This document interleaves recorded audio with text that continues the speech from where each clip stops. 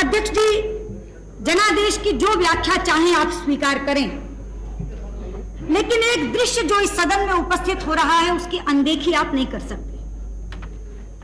आज से पहले इस सदन में एक दल की सरकार होती थी और बिखरा हुआ विपक्ष होता था, लेकिन आज बिखरी हुई सरकार है और एकजुट विपक्ष है।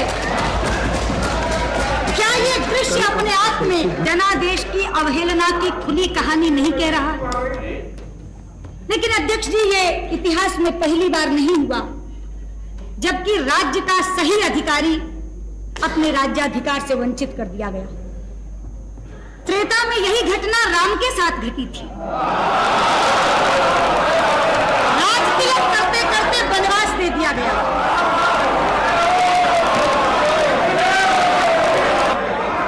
द्वापर में यही घटना धर्मराज युधिष्ठिर के साथ घटी थी, जब धूर्त शकुनी की दुष्ट चालों ने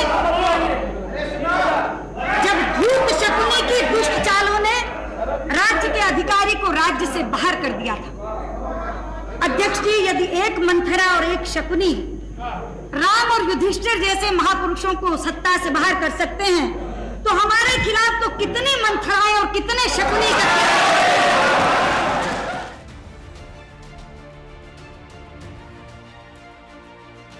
सुषमा स्वराज भले ही अब इस दुनिया में नहीं हो, पर उनकी कही गई हर बात हमेशा चर्चा का विषय रही हैं। अपनी खास भाषण शैली के चलते हमेशा लोगों का दिल जीतने वाली सुषमा स्वराज के यूं तो बहुत सारे भाषण हैं जिन्हें लोग भूल नहीं पाएंगे, लेकिन 11 जून 1996 को लोकसभा में दिया उनका भाषण पहली बार ऐतिहासिक बना था, जिसने भी सुना वो दंग ही रह गया था। बेहद ही मर्यादित ढंग और सधे हुए शब्दों से लोगों की बोलती कैसे बंद होती है, ये किसी को सुषमा स्वराज से ही सीखना चाहिए। इस भाषण में सुषमा स्वराज विरोधियों पर खूब बरसी थी।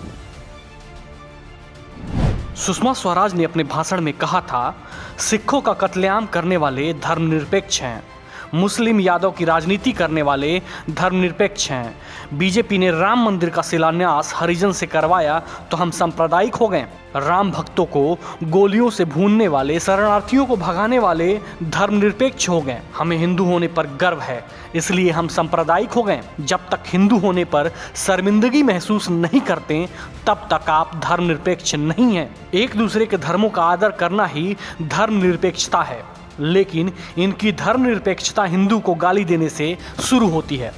हमें धर्मनिरपेक्षता की ये परिभाषा मान्य नहीं, चाहे सरकार रहे या जाए। हमसे हिंदुत्व शब्द के मायने पूछे जाते हैं। सदन में भारतीयता शब्द पर भी प्रश्न चिन्ह लगा। हम आपको सुनाते हैं वर्ष 1996 का विश्वास मत के दौरान सुषमा स्वराज के भाषण का एक हिस्सा, जिसमें वो धारा 370 का जिक्र करते हुए कहती हैं कि इसकी मांग करने के कारण बीजेपी को सांप्रदायिक कहा जाता है।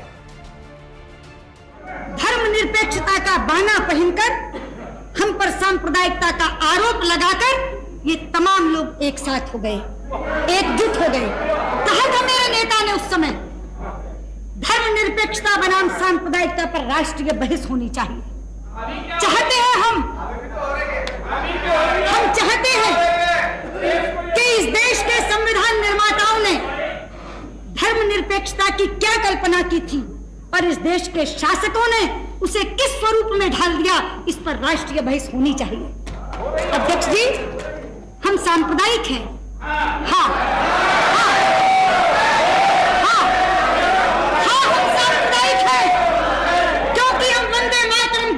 वकालत करते हैं।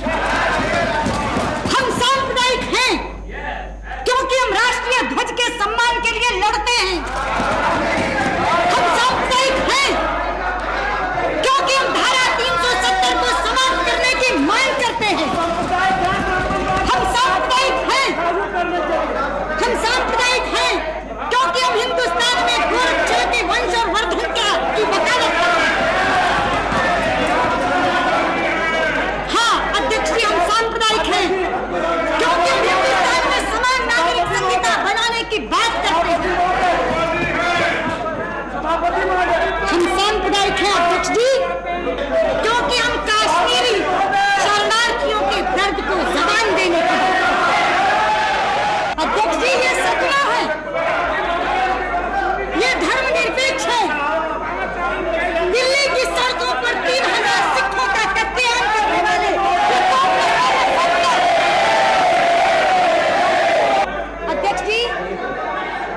रही थी ये सेकुलर हैं, ये कांग्रेस जन। दिल्ली की सड़कों पर 3000 सिखों का कत्लेआम करने वाले ये कांग्रेसमैन सेकुलर हैं, और आप बिहार के साक्षी हैं। अध्यक्ष जी, मुस्लिम और यादव का जोड़ बैठाकर माई की राजनीति करने वाले ये जनता दल वाले सेकुलर, इनके सेकुलर क्रेडेंशियल्स का जिक्र कर रही थी। अध्यक्ष जी, अपने वोट बैंक को खुश करने के लिए निर्दोष राम भक्तों को गोलियों से भूनने वाले ये सपा वाले सेकुलर, चकमा शरणार्थियों को भगाने वाले और घुसपैठियों को बचाने की वकालत करने वाले ये वामपंथी सेकुलर। सच्चाई तो ये है अध्यक्ष जी कि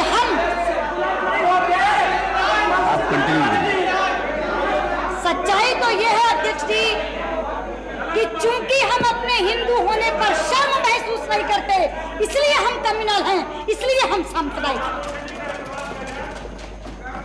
और इस देश में जब तक आप अपने हिंदू होने पर शर्मिंदगी महसूस नहीं करते, आपको इन तथाकथित बुद्धिजीवियों से सेकुलर होने का सर्टिफिकेट नहीं मिल सकता। इस दमदार भाषण से सुषमा स्वराज ने बीजेपी पर सांप्रदायिक का आरोप लगाने वाली पार्टियों को बेहद तीखे लेकिन संतुलित शब्दों में जवाब दिया था। सुषमा स्वराज के हमले की चर्चा उस वक्त विदेशी मीडिया में हुई थी और सबके मुंह से उनके लिए केवल वाह शब्द ही निकला था। Bureau report, parliamentary business.